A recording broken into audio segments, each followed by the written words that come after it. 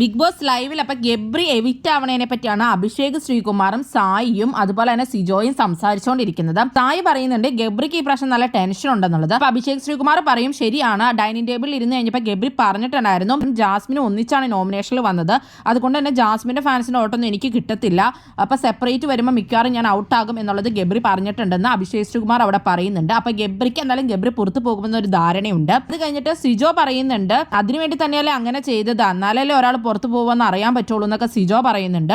ഗബ്രി പോയെങ്കിലും ജാസ്മിൻ എങ്ങനെയാകും കളിക്കുന്നതെന്ന് അറിയാൻ പ്രേക്ഷകർക്ക് ഒരു താല്പര്യം ഉണ്ടാവും, ഇനി എന്തൊരു ഗെയിം ആയിരിക്കും എന്നറിയാനൊക്കെ എന്ന് സിജോ അവിടെ പറയുന്നുണ്ട്.